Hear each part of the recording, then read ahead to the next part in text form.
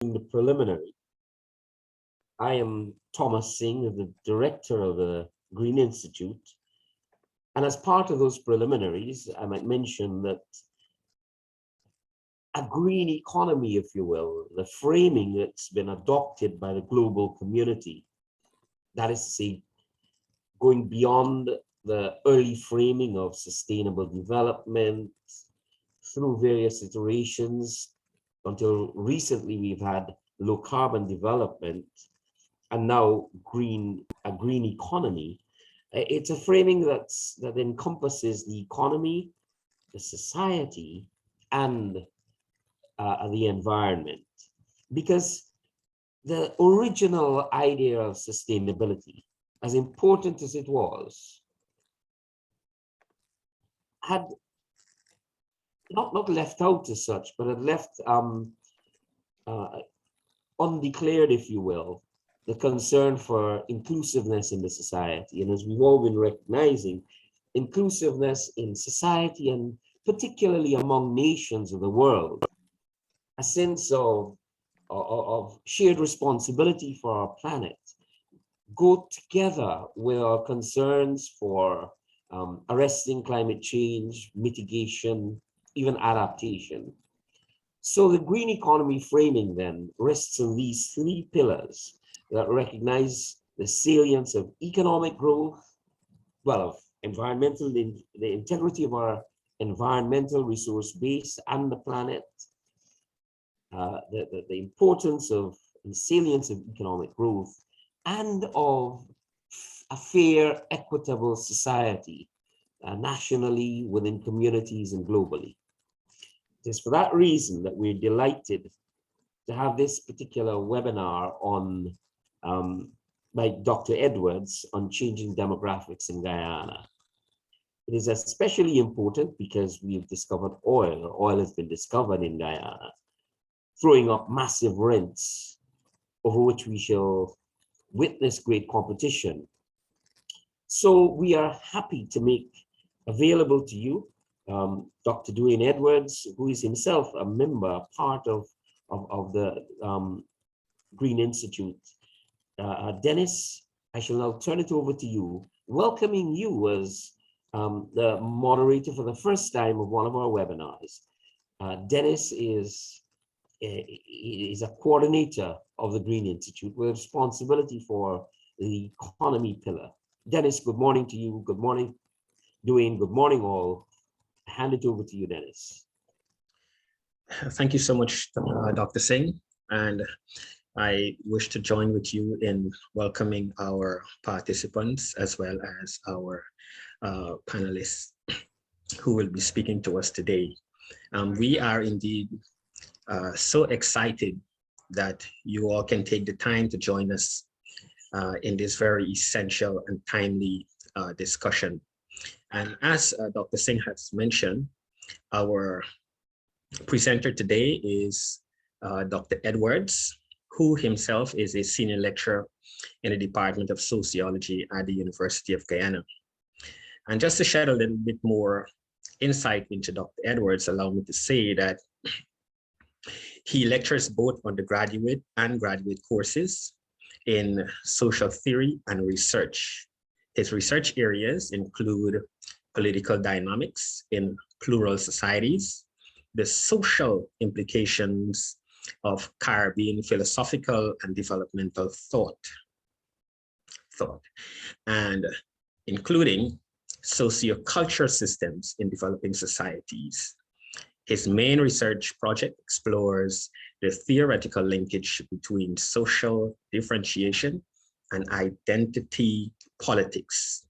Of course, Dr. Edwards holds a PhD in sociology from the University of the West Indies, Cave Hill, and also a BSc in sociology from the University of Guyana.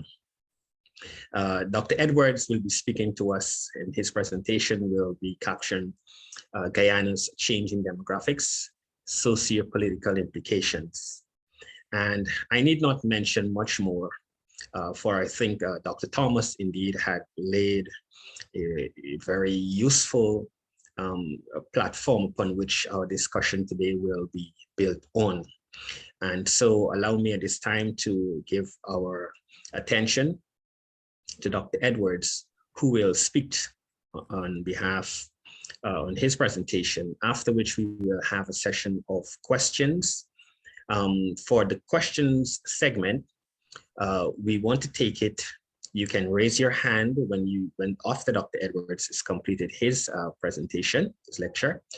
You can either raise your hands, you can post your questions in the chat, and we'll have a nice smooth flow in how we do our engagement after. So without any delay, allow me to introduce to us Dr. Edwards.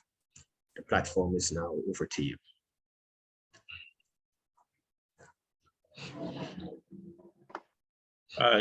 Good morning, everyone, and thank you very much, Mr. Pyle and Dr. Singh, for granting me the opportunity of presenting to your audience on the topic of Guyana's changing demographics and what kinds of political or social implications those have.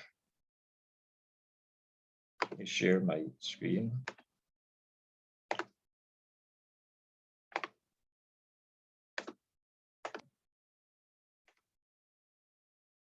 I think Dr. Singh has wonderfully set the context for this presentation. He spoke about the role and function of the Green Institute. Usually when we hear the word or the term green or green economy, we focus more on the economic/environmental issues.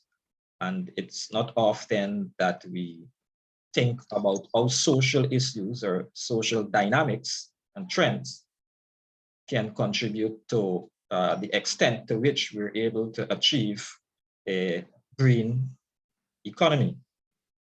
And so today I will be discussing, as the title states, some of the main demographic trends in Guyana and some of the social and political implications of those trends, with the aim of, within the context of the possibility of those trends and their implications, contributing to the achievement of what is one of our main political ideals, that is a green economy and society. There are various main demographic trends that are taking place in Guyana. But I want to zoom in on three. And the three trends that I will be looking at are spatial, age, and ethnic trends. But there are, as I said, other important trends, for example, the increase in the migrant population, and those would have serious implications, serious social and political implications. But I think that requires a study by itself, and I've studied aspects of that. For example, just recently, I've been engaged in a project where we were studying the extent to which migrant students are being embedded and integrated into the local school system. So there are aspects of that that I can speak on, but I still think that there needs to be a lot more research on the migrant population in Guyana. So I will leave that out, and I will speak mainly on ethnic trends and distribution, because that's my area of research, that's my specialty. I will also touch on spatial and age trends, and to some extent the intersection of ethnic with spatial dynamics. The bulk of the data that I'm using was culled, no doubt, from the last national census, and that was a couple years ago. And we're at the stage where I think it's time for another national census, but we're not there as yet. So many of the data that I've depended on came from our last national census. And starting with trends related to spatial dynamics and so forth. You know, the Guyana is mainly separated into the coastland and the interland. I know many of our population, we lived on the coastland, a small stretch of coastal areas, but there is a significant population in interland communities. There's also an ethnic differentiation there whereby most coastland dwellers are of particular ethnic groups, mainly Indo-Guyanese and Afro-Guyanese, and interland dwellers are mainly of one particular ethnic group, Indigenous. What we've seen over the years is that there has been positive growth rate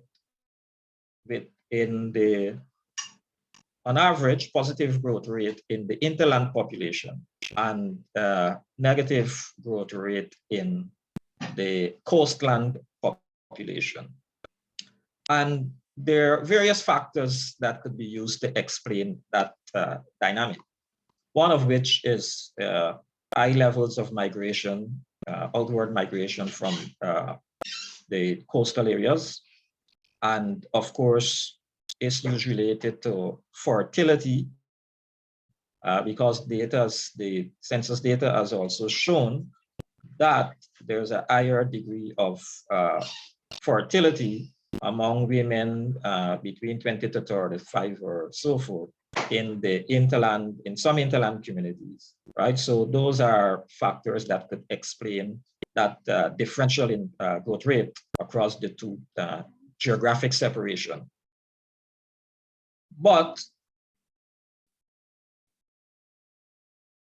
okay, before I go into the but, so in terms of the coastal and interland separation, we're seeing increase in interland population, but a slight decrease in coastal population. Those have serious implications, both positive and negative, as I'll discuss, for issues related to the environment. I'm no environment specialist, but of course, from my own little reading, those have implications for how the environment is treated and issues related to climate change. So we know we always talk about the need to move inland and the kinds of pressure that the coastal population is having on the coastal system in relate to environmental degradation and things like that. So the increase in the interland population as opposed to the coastal population could be a positive thing, right? When looked at from the perspective of climate change and so forth. What we're seeing also in terms of the rural urban distribution is that there has been, generally speaking, negative growth in the urban population. So the level of urbanization in Guyana is very low. And for those that are familiar with modernization theory, the urbanization is usually used as one indicator of development in a country. Of course, there are challenges to that theory, but one of the positives of urbanization is that it presents an opportunity or the condition whereby different groups moving from different communities, generally monoethnic communities, can have an opportunity to interact with each other and to build what is called interest convergence as they transition into similar occupational areas, similar economic sectors, and as they live in similar community. So the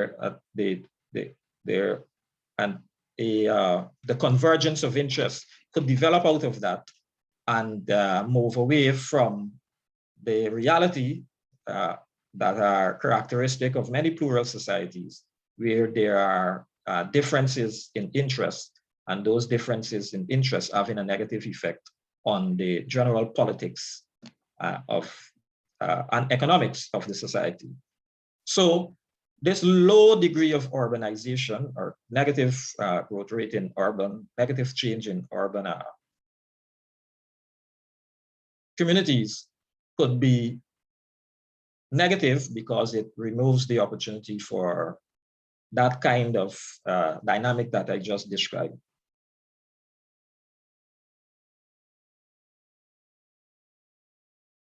When we look at the comparison between the amount of persons that are living in rural as against urban communities, there's a serious gap there. And this is interesting and concerning because of the fact that the urban-rural separation is not just a geographic separation. We know there are all kinds of issues related to quality of services, access to certain services, and so forth come into play. And the urban areas are more, they have a better advantage in that regard, access to education, health, better infrastructure, job opportunities, and so forth. And so the gap between urban and the rural and the negative growth rate in urban areas could be concerning, could have serious negative political and social and economic implications. Another important spatial dynamic that I want to talk about is, and this is positive in some ways and negative in other ways, which is why I use the term here that those that are religious and that are familiar with the Bible would immediately recognize that one hand give it, the other take it away. And I'm referring to a particular dynamic that plays out within the new house lot distribution system, the new housing policy. So there's an important shift occurring there. And this shift is from, we're seeing population are being shifted from largely monoethnic communities to what are emerging as multi-ethnic communities. The development of housing in the new areas and the distribution of those housing based on a lottery system, what they do, they randomize the distribution of those lots. So because the distribution is randomized, largely speaking, one cannot control who one gets as a neighbor. You can live in a community where if you're Afro-Guyanese, your neighbor is Indo-Guyanese, vice versa, or Indigenous Guyanese and vice versa.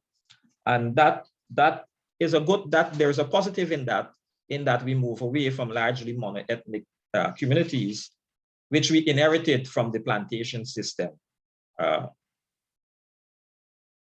So this massive movement, as I said, is necessary if we want to disrupt or dislodge old social structures. And the old social structure that I'm talking about is the dominance of largely monoethnic communities in the past, and the social and other political and other implications that arrive out of that. So I usually, in conversations with anyone, I usually applaud the housing policies that we've been at for the last 10 years or so. This achievement, however, could be eroded because although there's a lottery system and those lots are distributed through a lottery system, there's also an income differentiation. And in a society where there is not perfect, but a large coincidence of race and ethnicity with income level, this could be concerning because although, let's say, at the low and the middle income, we would have communities that are multi-ethnic. At the higher income, this could be problematic. We can be creating a system whereby there are high income communities that are largely monoethnic, and create a situation where we reproduce certain class and racial inequalities. So while the system is good in one area, the system is bad in another area, which is why I use the popular biblical phrase that one hand give it and the other take it away. I talked about the comparative distribution of the population in coastal and interland areas. What we're seeing and the higher growth rate in the interland area as opposed to the coastal areas.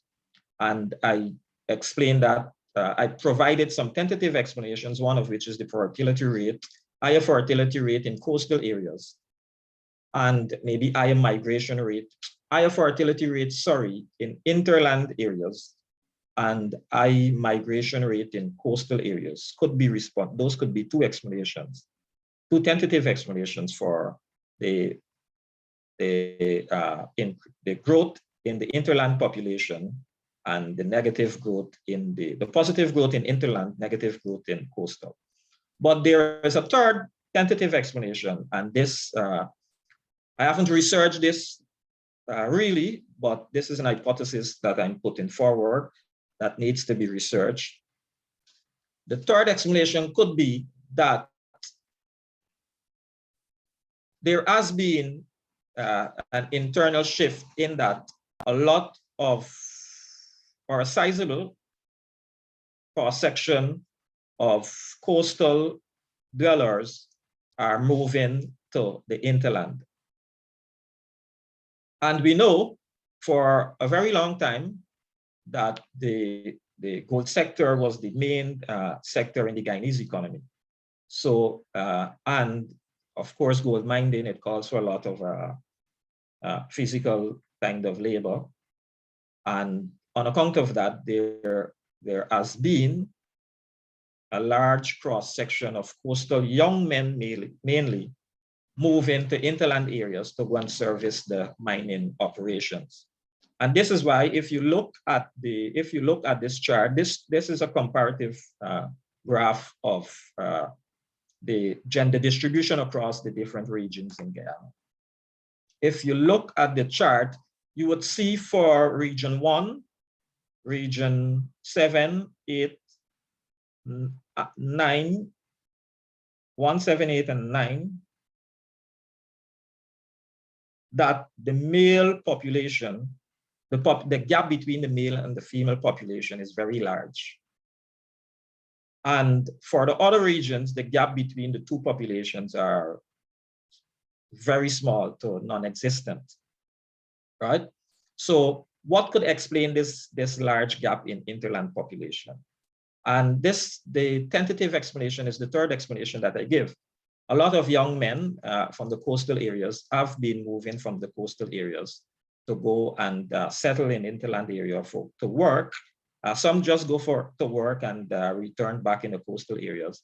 And of course, some settle because of, after going for work, they end up got settled in more permanent relationships and so forth, right? So this could partly explain why, and because males are the ones that are mainly moving, this could partly explain this large gap in the male to female population in the interland communities. There are some positive and negative implications of this movement, this spatial movement that I will discuss. And this is based on actual research done. Let me discuss the positive implications. So positive implications is, of course, miscegenation, cultural fusion, and what's interculturation, exchange of cultures, cultural items, and so forth. Convergence of interests, because as persons go from the coastal to the interland community and engage in similar activity, of course, there's a convergence of economic interest there. And that's a good thing, right? That's good in terms of bridging ethnic gaps. There's the opportunity also for political exchanges, exchanging political discourse and interaction and so forth. Those are some positive social implications that could arise from that shift, that significant shift from the coastal to interland regions. There's also some environmental related issues because as I said before, we always talk about the need to move from coastal to inland. And so this could be a beginning of a very important process, right? On the downside of that, however, is the reason for which they're moving from the coastal to the hinterland region. And that is mostly for the engaging activities that have many negative environmental implications. So as again, to give in with one hand and take it away with the other. The negative implications that I want to talk about, however, is and this is based on actual research done by Cummins et al. In 2019, and Edwards, myself, in an unpublished manuscript, that there seems to be a shift in the types of crime, types and nature of crime, dominant now in the hinterland communities. And if you look here, this chart that I've developed, okay, before I go into explaining this chart, this table, sorry, the Cummins et al. In 2019 carried out a research. I think that the methodology that they use because of lack of data is that they scoured the public press, the press and the news items reported. And what they've seen is that there's a change in the nature of the types of crimes that are committed in hinterland area, not just a change in the nature, but an increase in the frequency. And this table that I provide here is based on my own research, but the data that is used to construct this table was sourced from the LAPOP survey, the Latin America Population Survey for 2016. And it was part of a broader study on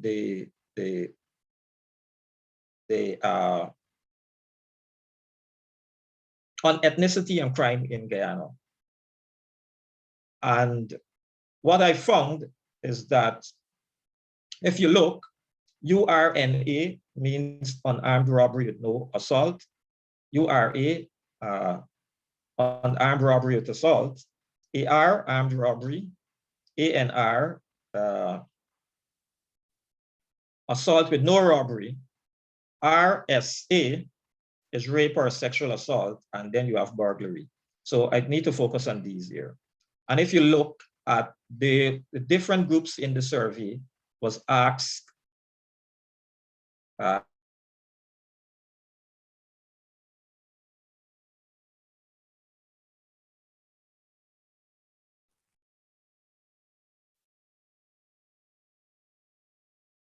the 1-point-something% reported armed robbery. Sorry, on the armed robbery with no assault. The 17.39% reported that it was on the armed robbery with assault. 4.3% reported armed robbery. But a figure that stands out here is this rape and sexual assault. We see that for all the other groups except the indigenous group, the experience was non-existent. But for the indigenous group, 10% of them reported that they have experienced rape and sexual. The last crime that they have experienced is rape and sexual assault. If we go to this chart here, this bar chart, and you look at the gap between the male and female population in the hinterland communities, this could partly explain this difference in experience in crime. So this movement from the coastal to the hinterland area, although there might be some social positives in that, we're also, there are a lot of negatives in it because, of course, there is increased experience in issues related to rape and sexual assault. And if you look at the figures for, let's see, on armed robbery with assault, which is URA. On armed robbery with assault, the indigenous community, in terms of their percentage response, is way higher than all the other communities, right? So while that shift could be positive in many ways, there is many of the experiences that are associated with coastal living and so forth are being exported also, right? And this is more than one research confirmed this. As I said, Cummins et al. 2019, my own research confirmed it based on, was studying other dynamics, the relationship between ethnicity and crime for different reasons. And I stumbled upon the same thing. Good, so moving from the spatial dynamics to the youth dynamics, distribution and trends in youth demographics. And I need to talk about something that is popular in the literature when it relates to youth and their political participation and bringing about political and social change, as the extent to which there's a youth bulge and the political implications of that bulge. And this area of research became fashionable when you had the experience in the Arab Spring experience, where the youth population was responsible by and large for bringing about democratic changes in those societies. The researchers started to theorize and hypothesize about the relationship between what is called the youth bulge, which I'll explain, and the demands for and mobilization for political change. Before I get into that, let me just state some demographic facts with regards to the youth population in Guyana. According to the last census, 71% of Guyana's population is under the age of 40 years. 34% is between the ages of 18 to 39, right? Which means that we're, because I've seen statistics for elsewhere, for example, in Barbados, I've seen the statistics for Barbados with regards to the youth as opposed to the elderly population. And it's concerning in cases in Barbados to the extent that they're starting to assess the extent to which strain is developing on their social welfare sector, because the after service are largely increasing old population. We don't have that experience in Guyana. We have a largely young population. Okay, with regards to we have a large young youth population, and we celebrate that, and we talk a lot about the political and social implications of that. And to some extent, we see the implications of that manifesting itself in some areas, which I will discuss as I go down. But the positive impact or the expected impact in other areas are not so visible. With regards to the youth bulge, there are two definitions or indicator of the youth bulge. One area of research is of the view that if the population between the ages of 15 to 24 is like 20% and above, then the country is experiencing what is called a youth bulge, a bulge in the youth population, right? We are currently at 17.46%. So we haven't really reached there, right? I have here from the literature says from 15 to 24, but I have here from 16 to 24 because the data in the census has not been disaggregated accordingly, right? So, but I've been able to isolate the 16 to 24 age range, and we're at 17. But even if we add the other 1 year, the 15, it wouldn't carry us over the 20% threshold. that is theorized by the literature researchers. But there's another indicator or measure of the youth bulge, and which is that if you have a population, if you are below 15 age range, is 20% or above, that could have the same consequence. Currently, our below 15 age group makes up 30% of our population, right? So with regard to one measure of the youth bulge, we can argue that Guyana is experiencing a youth bulge. And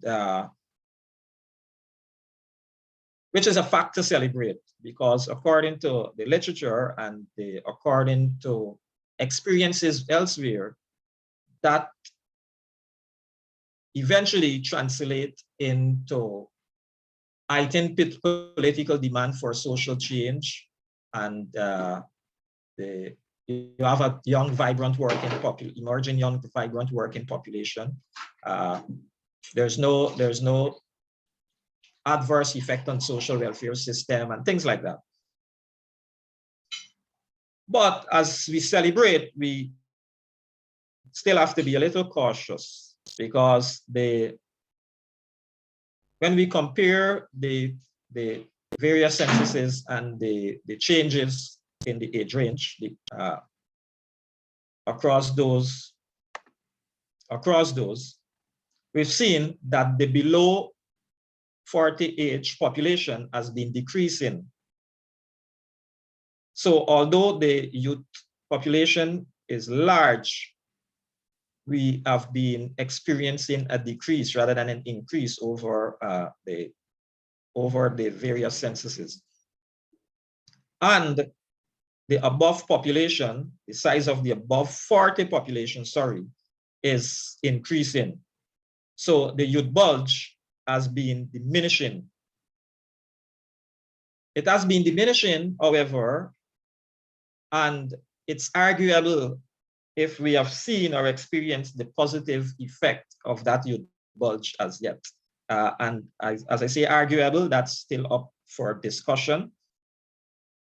But what we've seen is that the youth population and the large youth population has no doubt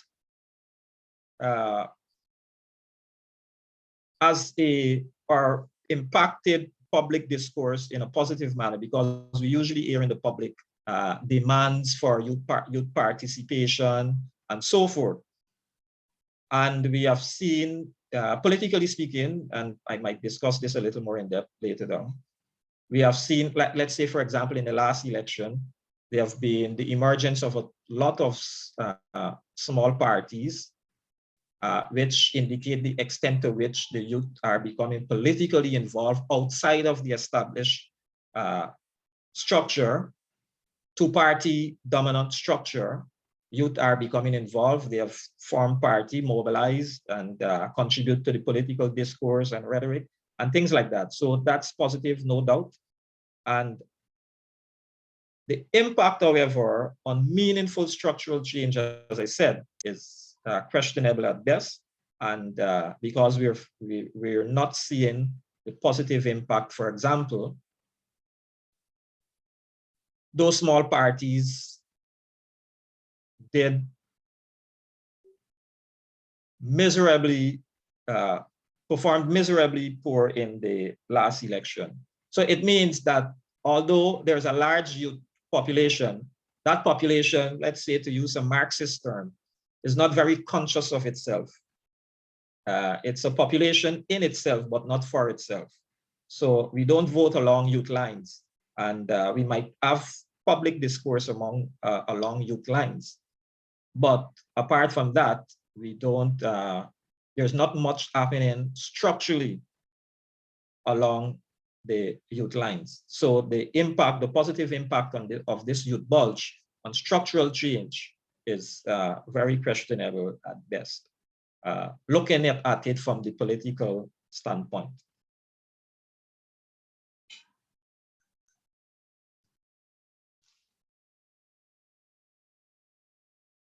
Okay, so now I turn to the ethnic distribution.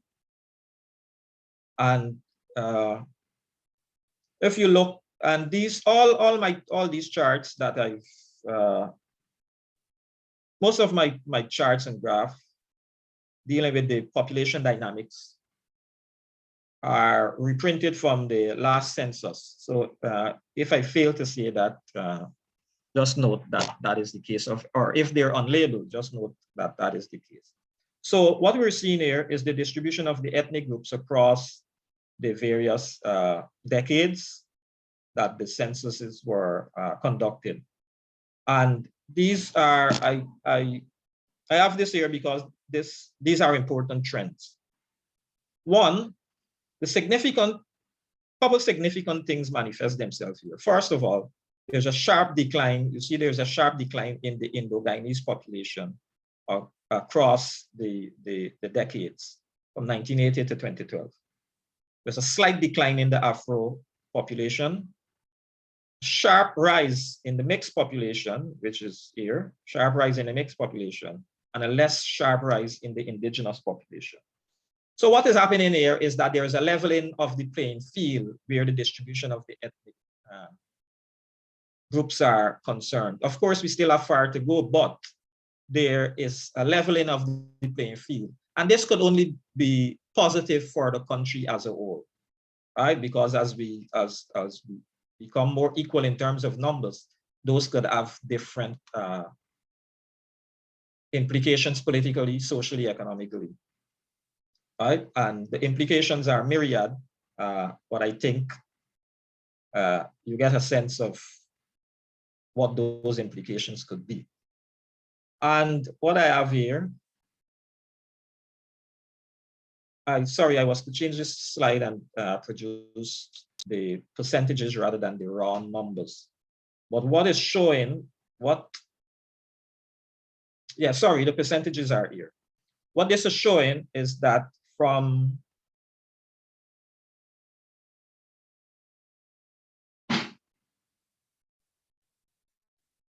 no, this is not depicting what I wanted it to depict. I was supposed to replace this with the image on the percentage growth rather than the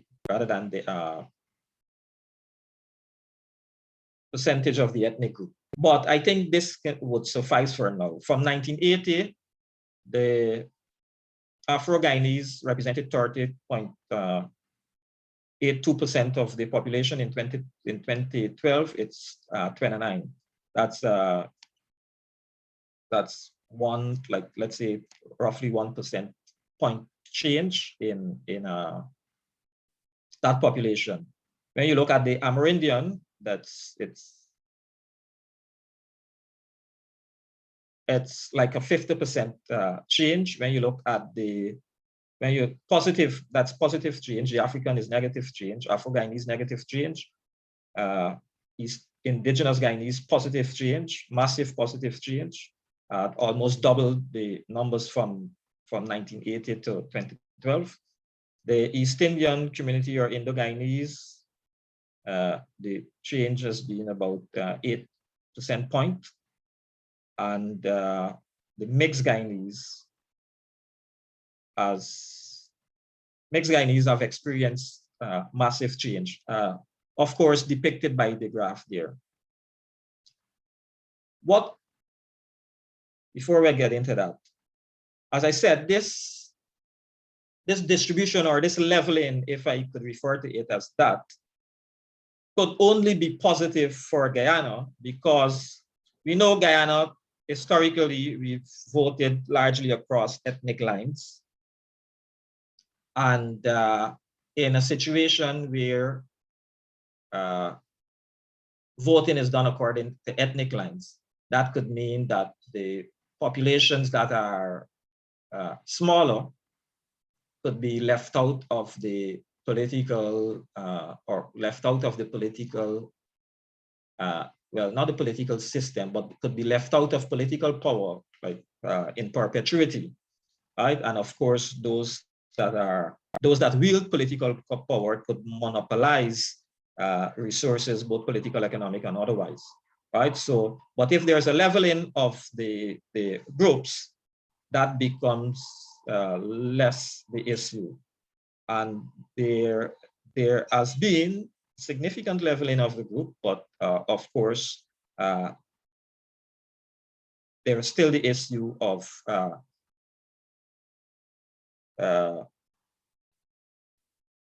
difference in the numerical strength of one group against the other.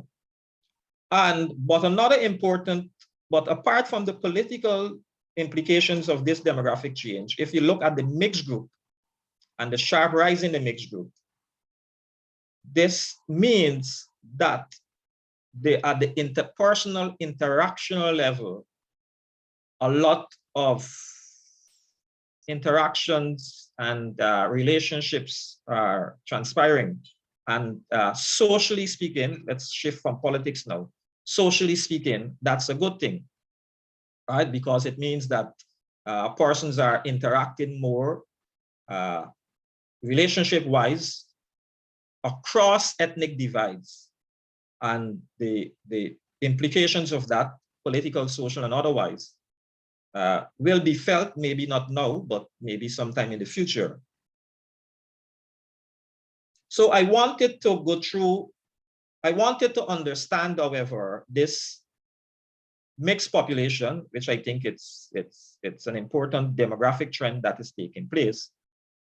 And of course, we know the indigenous population, but I wanted to understand this mixed population and the nature of the mixing in the population. And so I had various slides on the nature of the population in the mixed population in all 10 regions. But I don't know how am I with time. Mr. Pyle? Excellent, excellent.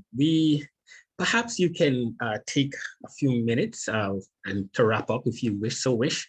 And so we can also allow you to have the privilege of responding to some of the questions that I'm certain folks want to engage you on. So yes, we can take that approach. Good. All right. So let me summarize rather than go through all the slides. I had about 10 different slides on the nature of the mixed population in the different regions. And so, but I'll summarize rather than go through all of them. All right. So in most regions, the mixed population represent the second largest population in most regions. So that's a general trend that I've seen across the regions. Irrespective of which ethnic group is the majority population, the next second largest population is the mixed population. That's the general trend across the regions, which means that there is a lot of mixing inter-ethnic relationships going on, right? Which, as I said, that's a social positive. But there are some exceptions, and this exception, however, is very concerning. The exception is in rural region 4, in region 5, and region 6. The mixed population in those areas are very small, concerningly so. It means that in these regions, which are generally speaking central regions, where you would expect to see higher levels of urbanization and therefore higher levels of the opportunity for the different levels of economic opportunity and higher levels of opportunity for inter-ethnic interaction and mixing. That's not happening in these 3 regions. And this is concerning, very concerning. So the question is, what are the dynamics in these parts, which is the rural areas of region 4, region 5, and region 6, generally speaking? What are the dynamics that are restricting inter-ethnic interaction and relationships in these areas? And I don't have the answer. Research is needed to really answer that question. But apart from that, what I've seen going through the other data for the other regions is that there are some determinants of the level of ethnic interaction and mixing that goes on. And one is the ethnic heterogeneity of the area. If the area has more than, let's say, 2 ethnic groups in the area, there's a higher probability of having a high mix in that area. The specific combination of the ethnic groups in the area also determine the size of the mixed population. And of course, the urban nature of the area. Let me go through this slide. So let me just go through back some of the demographic facts that I've outlined and some of their socio-political implications. One, there's a large but declining youth population. There's an apparent population shift from coastal to interland regions. And this shift has a gender dimension. The housing policy seems to be creating conditions for increased ethnic interaction, but there's a class dimension developing that is very concerning. There's an association of ethnic groups with occupation and sector. I was to discuss that on this slide, but let's go through. So what are the social and political implications of these? Social, for example, at the personal interactional level, there's high levels of interaction, high levels of miscegenation, high levels of cross-ethnic relationships and so on. And that is good for social cohesion, no doubt. In terms of the political implications, the change in dynamics are questionable. Some seems to have a positive effect on political demands, participation, rhetoric, political turnover, and so forth. For example, the high youth participation and interest articulation that we've seen in the last election. What is concerning, however, is that that didn't manifest in any structural changes, politically speaking, because those large groups, those small parties that emerge, perform miserably poor at the election, and which means that the youth population didn't vote for the youth population, right? And that's concerning.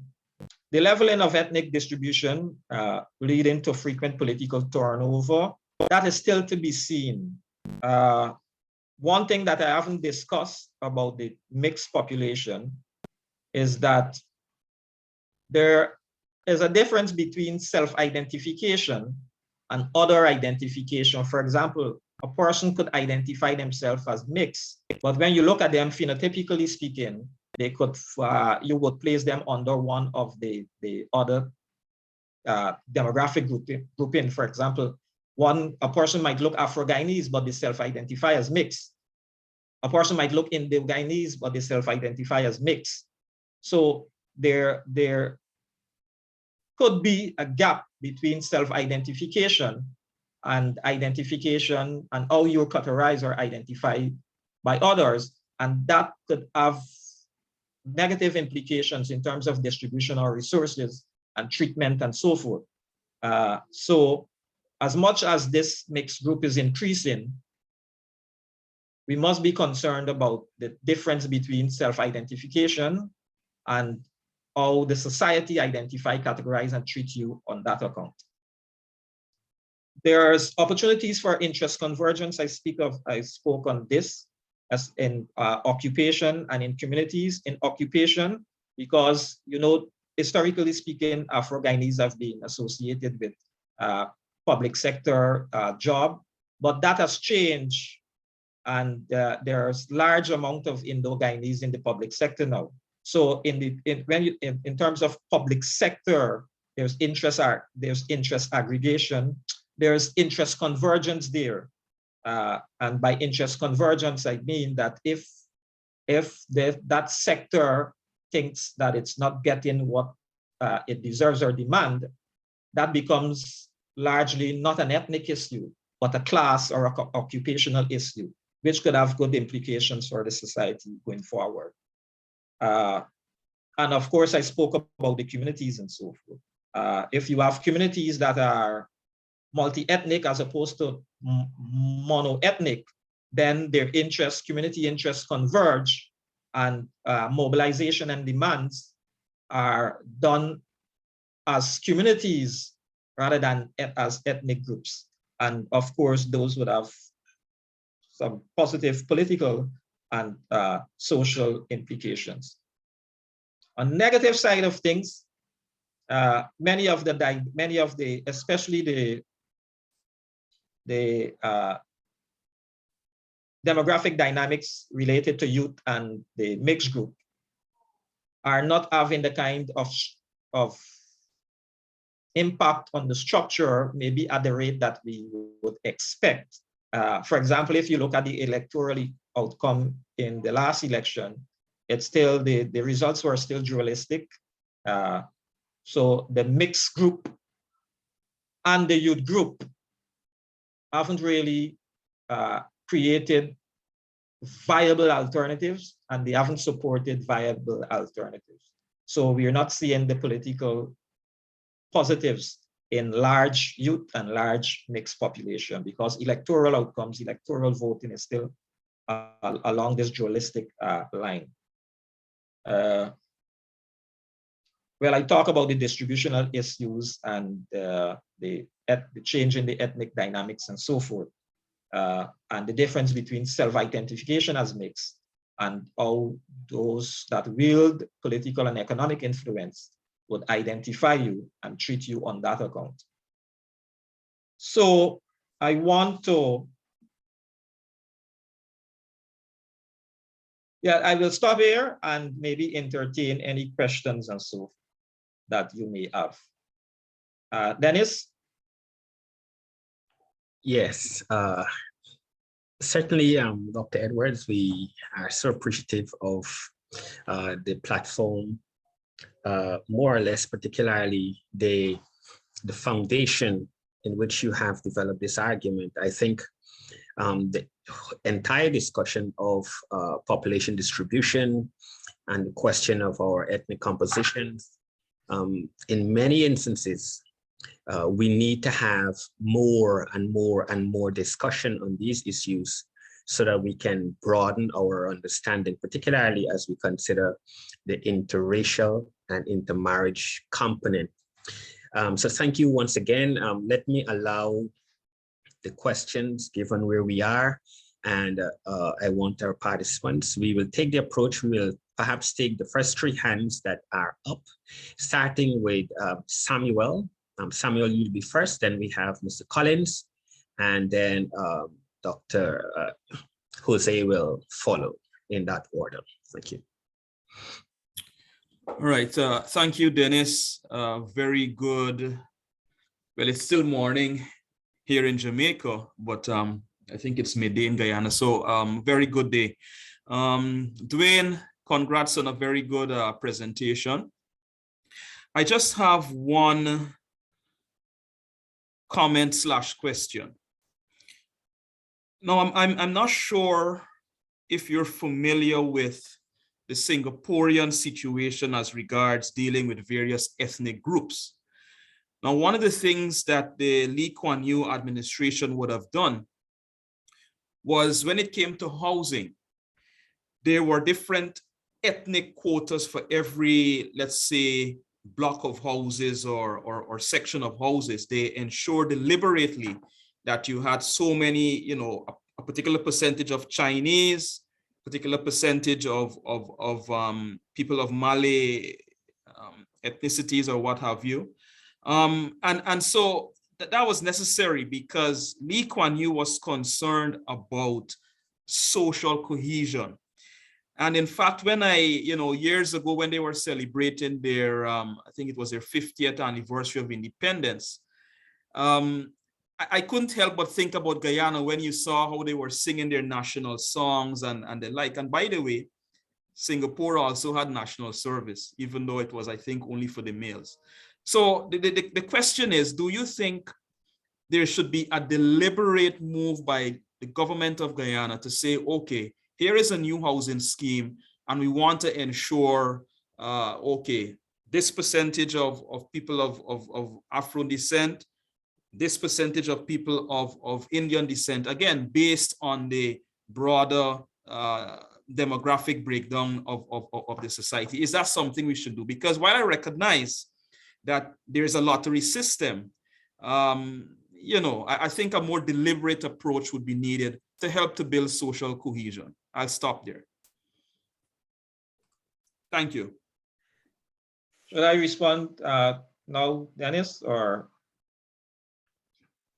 We would have preferred to have a couple more responses, questions first, but go right ahead, and then we will allow the similar order to follow with Mr. Collins, then Dr. Hussein. Actually, Dennis, if I might. All right. Yes. Samuel, yes, I'm familiar with that reality in the Singapore context. Whether it's the best approach to Guyana, and I'm of the view that in societies that are grappling with issues related to ethnic tensions, conflict that arise on account of lopsided distribution of resources and access to resources, that of course deliberate efforts must be made to reorganize the society in such a way to temper some of those negative outcomes. I particularly like, however, the randomness of the slot distribution, because I think it might accomplish, there still needs to be research done, but I think it might accomplish the same outcome, except for that dimension of it that I talked about, which is the income categories that might affect it negatively. And because you have an income category, you might need that deliberate intervention that you talk about. Because you could see a situation where at the low and the middle income, you have, because of the lottery system, you have the kind of effect or outcome that I am talking about. But when you go at the very top, you might have a different outcome. So at the very top there, at the top income bracket, you might have, you might need a situation where deliberate efforts might be needed. But to go further than that, I think deliberate effort in designing a society, because many societies that are grappling with issues related to ethnic tensions and conflict came about not naturally. Some of them came about by design, and especially designed during the colonial era. And after many of us gained independence, we have never really set out to deliberately bring about structural transformation in the society, not in the economy. Many of us tempted in economically speaking, but many of us have never really deliberately and honestly devoted ourselves to social structural transformation. So there is the need for your approach in certain aspects of our society, no doubt.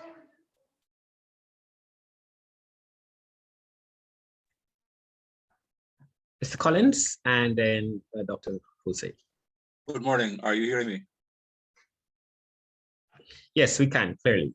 Wonderful. Good morning, everybody. You will forgive me if I tend to be a little brutal in my response. I'm happy that other people have found your presentation informative, and so have I, but I think I was looking forward to some more. Number one, you mentioned in the development of things that the division of by ethnicity was an inheritance from our colonial past. That is not so accurate, because it was in the wake of the disturbances in 1963-64 that there was the kind of division, the kind of movement towards ethnicity in terms of areas that we still tend to see at this moment. So there's the one vital input that you might have missed. But more importantly, you might have noticed on my comment in the chat that I was very happy when you at last touched upon the difference between phenotypical identification and self-identification, because I find that that plays a lot of the, plays out in Guyana a lot, because I know of a business concern where certain people represented to the management that they didn't have a particular amount of one ethnicity. But if you looked and you added up all the mixed people, there would have been a predominance of that very ethnicity. And this is how things play out in Guyana. So we have to go below, below the surface if we want. Now, the last speaker mentioned, I'm trying to go very quickly, Singapore, and I'm happy that somebody has made that comparison. And I want to point out that we as a university, we really need to be able to show that kind of thing in the discourse, insert it into the discourse, because Singapore had an enlightened leader. You didn't have a situation where people were in effect being put to lead the country by the length of their hair or lack of it. That was an enlightened leader that you have. What you're seeing now in these countries that had independence around the same time, you're seeing what is happening in Sri Lanka. For instance, when you don't have that kind of enlightened leadership, you even had war in Sri Lanka. But more importantly, where I'm disappointed is because you mentioned I was looking forward to seeing your analysis of more recent events. While you did venture to 2019, I was looking to see what was the effect of the insertion of people from the Venezuelan border, some of the syndicate. How many of the syndicators are staying? How many people are coming from Brazil? What is the effect of that on the society? Which Portuguese are you talking about? Are you talking about the Portuguese that are our traditionally have been our brothers and sisters and cousins and so on here, or are you talking about the recent insertion? And finally, because I don't want to take up too much time, and finally, what is it when you're talking about the social? What are the linguistic effects? We are having people who can hardly use the English language in the first place. What is happening in the Malay that we are developing? So I would have liked this. I was looking forward to that kind of more recent developments. And I know that the University of Guyana has the capacity to enlighten the discourse with that kind of input. You don't have to do a whole census, and that's why I'm saying University of Guyana, because you can do statistical analysis to test it against when the population census is actually done. Thank you very much. Thank you so much. All right, Dr. Jose, please, and then we can have a response. Good morning, everyone. Good morning from Arizona in the United States. Thank you for the presentation. And I just wanted to highlight or emphasize something that you mentioned, but that I think is terribly important. And I sometimes think is underappreciated in policy discourse in Guyana. And that has to do with the transition, the urbanization process and the consequences when Guyana becomes a predominantly urbanized population. You know, one of the important insights of social science research over the past 3 decades has come to be that we now understand that urbanization is not only a consequence of development, but is itself a major driver of development. A lot of work has been done on this. And at the same time, we now understand, though, that when urbanization is done right, it can be a tremendous force for development.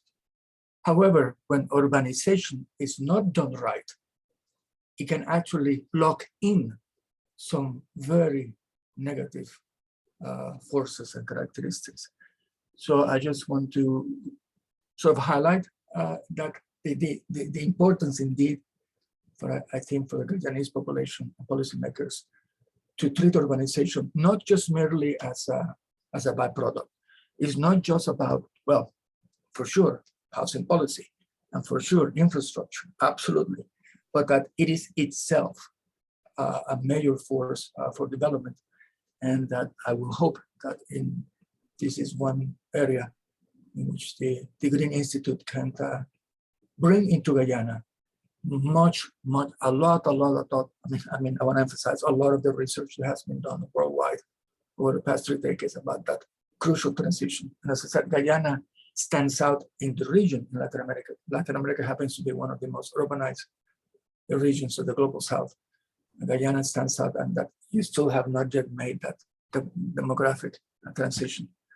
But thank you for your presentation. I look forward to future discussions. And I look forward to meeting you in person when I can travel back to Guyana. Thank you. Thank you both gentlemen. Since we've had these are comments, I am certain Dr. Edwards will take them into consideration. So what we will do is, if we have anyone that wishes to ask a specific question in relation to the issues raised by Dr. Edwards, please do so. And could I humbly ask you to do so? Right away? We got a few persons with their hands up. Yes, we have Dr. Go Go ahead, Mr. Ra, and then we have Dr. Kumara, of course, and then David. Thank you for the opportunity to ask a question. My name is Mirza Rahman. I'm a preventive medicine public health physician. I'm actually president-elect of the American College of Preventive Medicine, and I am a Guyanese. I wanted to thank you first, Dr. Edwards, for the descriptive analysis that you presented on the demographic data. It's always interesting to see these types of data. I had 3 specific questions. Number 1, given that these data come from 2012, do you know when the next census in Guyana will take place? Number 2, in regard to the movement away from urban areas in Guyana, why is that taking place? And number 3, with regard to the data, looking at the population that the population data you shared from 1980 to 2012, over that 32-year period, there's been a 2% decrease in the population of Guyana. One of the few countries with decreasing population data, perhaps with Japan and other countries like Romania, etc. What role does emigration play? And perhaps more importantly, from a medical standpoint, there are actually issues related to fertility. Thank you. Okay, thank you very much. With regards to the first question, the censuses are done every decade, so we're due to have another one as soon as possible. With regards to the second question, the movement of the population and what is responsible. Migration, of course, is one of the main explanation, and from the coastal communities, migration is the main explanation, because there is a lot of the last statistics that I've seen, especially with regards to the educated persons, there are tertiary educated persons, as much as 90% of tertiary educated persons migrate. And the percentage is lesser, but a lot of for non-tertiary educated persons. But even with that, a large percent of, there's a high degree or high levels of migration going on, especially from coastal communities, which could explain the lack of growth in those communities. But the growth in interland communities has been positive, and there are reasons for that. Of course, fertility related issues, but that's not the only issue. I've pointed out that there have been some movements from coastal also to interland areas. And so that's in response to question 2.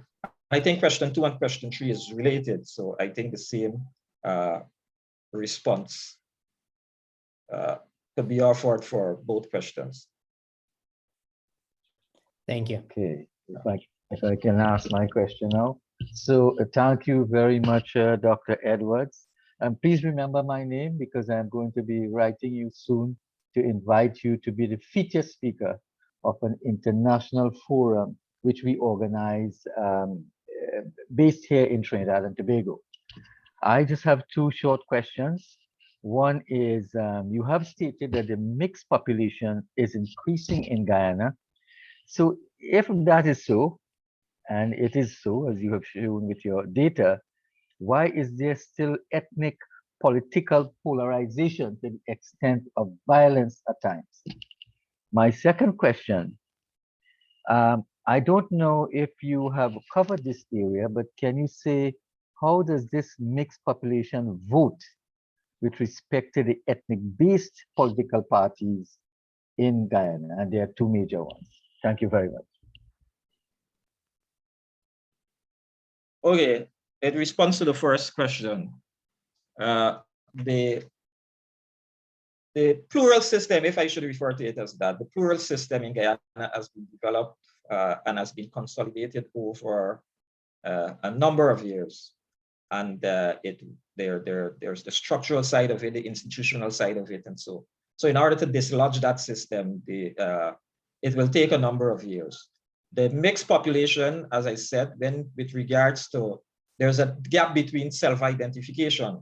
A person might identify themselves as mixed with no phenotypical evidence. If you look at them, you have no phenotypical, no idea from their phenotypical appearance that they're mixed, but they would self-identify as mixed. And, but in terms of ethnically, they might be part of, let's say, the Afro-Guyanese community or the Indo-Guyanese community. They are part of those same institutions, religious, cultural, and other. They live in the same areas and so forth. So in terms of ethnic, their ethnic leaning, they are still by and large part of either one community or the other. And many of the slides that I jumped over, I think the reasons for the information shared on those slides was one of those was to make that particular point, that many of the persons that self-identify as mixed, they do so because they might have a little percentage of input from one or the other racial groups. But in terms of the community in which they're embedded, in terms of the institutions that service them and so forth, they might be more inclined, like culturally, ethnically, to be one with one group as opposed to the other. And of course, they vote that way and they behave that way. So there's still a lot of research that needs to be done on the mixed population and the composition of the mixed population. But I think what needs to be done in censuses going forward is the mixed category on the census or the survey should be, let's say, disaggregated. For example, you mix, as is Afro-Guyanese mix, Indo-Guyanese mix, and things like that. So you get a better understanding of the mixed population. But I agree with you with such a large mixed population, we're supposed to be experiencing certain structural shifts, but you're not experiencing those, we're not experiencing those, which begs the question, the very question that you asked. With regards to the second question was about, sorry, what was the second question again? The second question is, do you have any idea? I don't know if you have done the actual research, but do you have any idea on how this mixed race vote, how people vote? Yeah. The idea of how they vote is similar to what I just explained. That if you look at if the mixed group is dominant in an area that is predominantly in Indo-Guyanese or predominantly Afro-Guyanese, I think they tend to vote that way. A lot of research still needs to be done on the communities that I've outlined, the new multi-ethnic communities, to determine if there's any shift in voting behavior, and research still has to be done on this the mixed group or the mixed category. But so far, as I said, they tend to, from the little data that I have access to, they tend to vote according to the grouping that they are categorized with. And that is because, for example, let me give you an example. If, let's say, I'm mixed, using myself an example, let's say I am mixed and I self-identify as mixed, but I am phenotypically African. It means that I will be, in terms of access to resources, in terms of things and so forth, political participation and so, my experience would be similar to the Afro-Guyanese experience, because phenotypically I'm Afro-Guyanese. Same thing with the Indo-Guyanese. A person might refer to themselves as mixed, but when you look at them, phenotypically they appear as Indo-Guyanese. And of course, their experience in the society will be based on the experience of Indo-Guyanese. And of course, their behavior will therefore be similar to the behavior of Indo-Guyanese, and in my case, Afro-Guyanese. So it is highly likely that the mixed population all depends on which is the dominant racial makeup of the particular mixed person.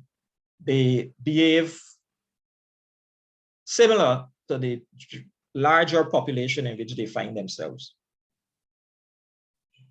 And by behavior, I'm speaking here about voting behavior. Great, thank you. So we have one more hand that is up, which we will allow that question at this time. Mr. Duane, kindly go right ahead, sir. Thank you very much. I hope you hear me. Thank you very much, Dr. Edwards, for this fascinating talk. It's very interesting to me. Greetings from Finland, by the way. So I'm interested in indigenous peoples. So I work on indigenous rights in the Arctic also. And I'm getting interested also in the situation of indigenous groups in the global south. So my question is simple. So what's the reason why the indigenous community is growing so much? What is the reason, or what kinds of reason do you see?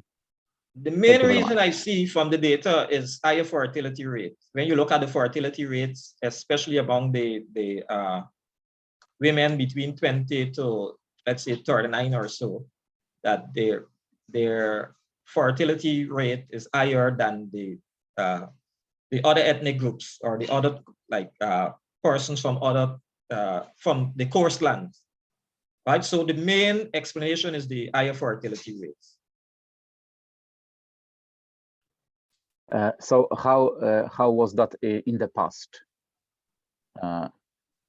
So there was some problem with this fertility, or in the past? Yeah. Not that I am aware of. So I think Duane, that question there suggests that we need to drill down a bit more into understanding why there might be these shifts in fertility rates. Yes, no doubt, very good question. No doubt. There definitely needs to be more research on the demographic dynamics generally in Guyana. So Guyana is a relatively under-researched society, under-researched country, and many of the issues that we have in all sectors of life, there aren't enough researchers to bring these issues to light in the research community. So there definitely needs to be more research on that topic area. I don't have the answer on why there is a rise in fertility rate now currently as against the past. For example, but it's an interesting question to ask and to research, no doubt. Yeah, thank you very much, because the question also is, for example, now, are there better social and medical conditions, for example, something like that, or better social, economic and medical conditions? It could be access to better medical conditions and access to medical services, no doubt. Yes. Okay, thank you very much. But I don't see why that would, however, be because the difference between the fertility rate between the interland and coastal dwellers. I don't see why the differential access or the increase in access to medical services would cause that difference. It maybe could explain the increase in the fertility among indigenous communities, but it wouldn't explain the difference between the coastland and indigenous communities. So we definitely, according to Dr. Singh, we definitely have to drill down a little more on that. Yeah, this is very interesting, I think. Yeah. Thank you very much. Great. And Dennis, there's a question from Dennis, pardon me, there'll be a question from Dr. Colin Ramsey. If you could allow it, please. Great. Yeah, this is Colin Ramsey here. I'm actually in Norway at this point. I have a quick question. Listening to your talk, it seems to me that given the bipolar nature of Guyana's electoral system, don't you think the mixed race people are behaving rationally in their actions? Go that again. Sorry, I missed that. Go that again. Yeah, I'm saying, so given that the Guyana's politics is bipolar in a sense, right? Would it be rational for mixed race people to vote basically according to the way they self-identify / look? Well, the rational thing is to vote according to where vote according to the community that you're more closely aligned with, because that's how you will be treated. If, for example, if you vote for a party that in terms of the public perception and the reality that favors the not your group, then you will be voting against your own self-interest, or the group that you're closely aligned to, then you will be voting against your own self-interest. So of course it's rational for the mixed group to vote according to the community that they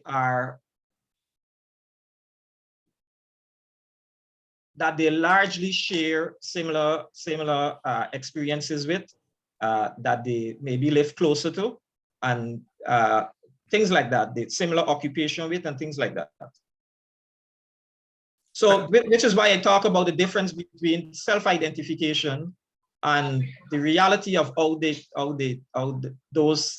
political players, or those that have the access to resources, categorize you.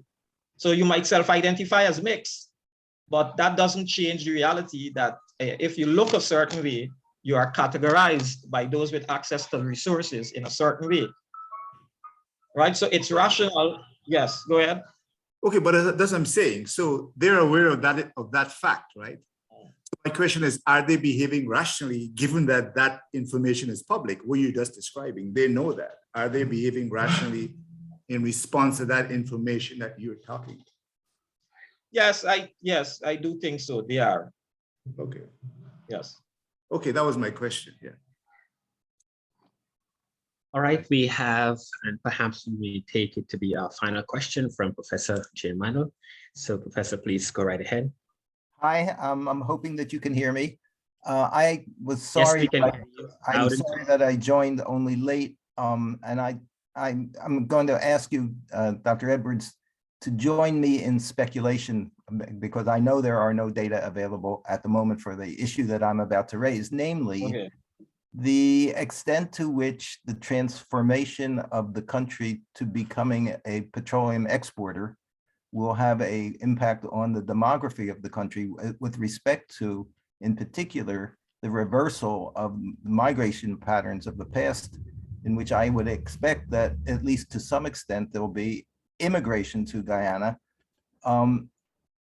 perhaps an echo of past patterns of outmigration, perhaps changing the educational technical composition of the population, it seems to me that of course, you're handicapped by the data that are available, but as the country enters into a new stage of economic development, past patterns of with regard to demography, at least potentially, seem to me to be subject to kind of an abrupt and dramatic kind of changes. I'm interested in what your comment on that would be. Well, I've stayed away from, and this might be, I had a response to, I think was Collins, I can't remember who, Frederick Collins that talked about the fact that he expected me to speak on migration issues. I think earlier in the presentation, I made it clear that one of the important trends, demographic trends in Guyana, is the migration. And so the migrant population in Guyana is no doubt increasing. And with the new economic dispensation, of course, there has already started to be a large influx of migrants from other countries, neighboring countries, Venezuela, Brazil, and so forth. But the phenomenon of many Guyanese opting to return home, of course, that will increase. And those will complicate the dynamics in the country, no doubt, where we could only speculate on what will be those outcomes, no doubt. But according to, in terms of bringing about the kinds of like social transformation that is necessary to move us away from the, let's say, the ethnic, the winner take all kinds of politics, the concentration of economic resources in the hands of a few, and the ethnic dimension of that. The new dispensation doesn't necessarily promise anything positive in that regard. And being informed by, let's say, theories about the extent to which, if we want to dislodge these old social structure, the extent to which there has to be a transformation in the economic structure. And I don't see oil, I don't see an oil economy bringing about that kind of transformation in the economic structure that is necessary to occasion or to result in the kinds of transformation in the social structure that we're looking forward to. Because oil is just another extractive activity, and by itself, oil exploration and production by itself does not translate into the kind of economic transformation or structural transformation that is necessary to start the kinds of deep-rooted social structural transformation that we're looking for, right? We can have a situation, and you see this in a lot of oil-rich countries, that the negative might end up outweighing the positive, because you can have a situation with high levels of corruption, the high levels of corruption, the concentration of wealth in the hands of a few, and the growing inequalities. And those things, of course, will exacerbate many of the social issues that we're talking to. And there is a possibility of social implosion, right? So if we're speculating, all of those are possible. All of those are not just possible, but likely.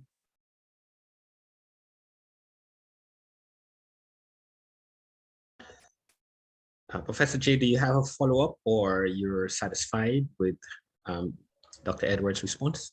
No, I thought that I deliberately framed this as speculation.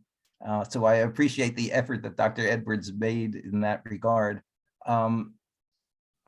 Where we might differ somewhat is in the possibility that the petroleum wealth, as it is an impact on the society, albeit I acknowledge that it'll be concentrated, but I think the magnitude of it will be so substantial, though concentrated, that it'll have spillover effects on other aspects of society. But as again, this is only speculative on my part. And so what we need, and I know that Dr. Edwards would agree with this, is specific data on migration to flesh out and enrich the kind of presentation that he made today. Thank you, Professor. We are so thankful that you have taken time to join with us today. Allow me to give a final comment to our coordinator, Dr. Singh, please.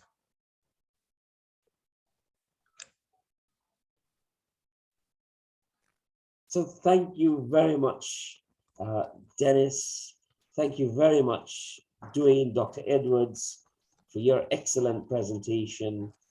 And thank you very much, everyone, for having joined. We're impressed, we're honored, we're excited that not only have you joined, but you've joined us from various parts of the globe, and that you've brought to bear on this discussion insights that have been inspired by your own experiences and expertise, which are themselves quite varied. So this was a fantastic webinar in my view. And once again to you, Duane, thank you so very much.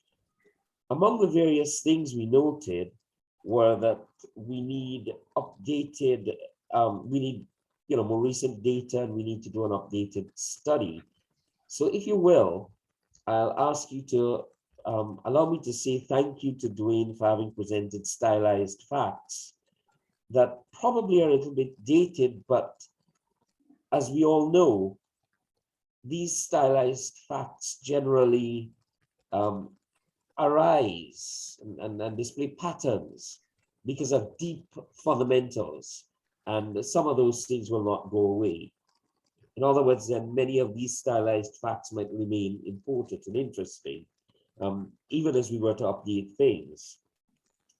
Another point I'd like to make too is that many of the statements that Dr. Edwards made in his presentation, many of the comments that you made when you responded, actually were in the nature of hypotheses that were representing, null hypotheses that represented where you're coming from, where we should be coming from, exposing the many dimensions that are yet to be explored in a study such as this.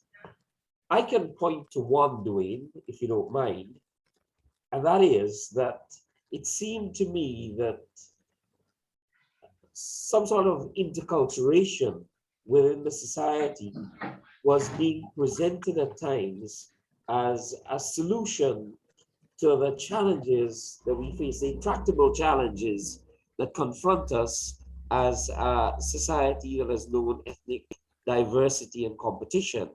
And I'm not too sure that that is, let me put it this way, I believe that that is a hypothesis that needs to be tested, that we need to understand maybe the framing of it and all the rest of it. It came out a little bit in Sammy's question when he pointed to Singapore's approach as actually encouraging monoethnic communities. Now, whereas our randomization, disrupts that. The other thing we need to remember as we think about this too is that as the demographic patterns change, as we think about our politics or polity, we have to remember that our political parties themselves are changing. And that, as was happened in Suriname, the appeal that a political party might have to the electorate might change over time. And I do believe that that is probably happening in Guyana as well. So there were many hypotheses, there were many statements of views that need to be re-examined alongside stylized facts and recent data. In other words then, I'm actually asking us to think of this as the presentation, the key presentation, indeed was the first serious presentation we've had on the society pillar of ours, of Guyana. We think of it as an opportunity to undertake probably a larger scale study, well-defined and well-resourced. I can assure you that first of all, many of you in our audience today have expertise that Duane can use, and we can all use.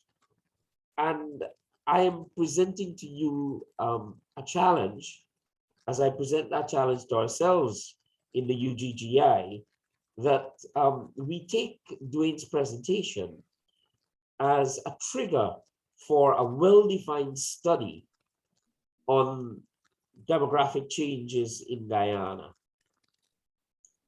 I'd like to also say that, as has just been pointed out in the chat, that there are issues, if we were to undertake such a study, there are issues that we could include in this study, be they medical issues, be they public health issues, ethnographic issues. We would like to have that sort of large-scale study. So I'm inviting you to stay engaged with us. Duane, I'll expect you to take the lead on our having this well-defined project. And that is the comment I'd like to make as we go forward, because this was a really important beginning for us. So once again, I'd like to thank everyone for having joined us, to assure you that you will hear from us, to let you know that there will be, this has been the latest, the most recent of our webinar series, and that webinar series will continue in the future. So we will keep you posted. Do stay in touch with us. I shall drop my email address in the chat there. And as I turn to do so, Dennis, I'd like to say thank you very much for being so really excellent in the way you in your moderation of today's section. I wish I could do things the way you do them, with the same ease and confidence and graciousness. So thank you, Dennis. I know there's something in the chat there, but I leave that to you. Thank you so much, all. Great. Well, we want to thank you all once again for joining us today. Truly, this is what UGGI is all about. Dr. Edwards, thank you once again for your very lively presentation and thought-provoking presentation. Please look forward to our upcoming webinars and be engaged, and certainly please use the opportunity to reach out to Dr. Singh, and certainly he'd be a good medium for us to exchange ideas on other topics that you may also have interest in going forward. So once again, thank you everyone for being with us, and we do look forward to seeing you at our next presentation. Thank you very much. Thank you. Please see the chat. Dr. Singh's email is in the chat. Please make use of it.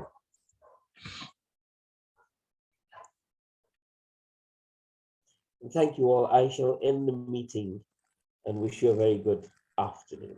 Bye-bye. Dr. Singh, thank you.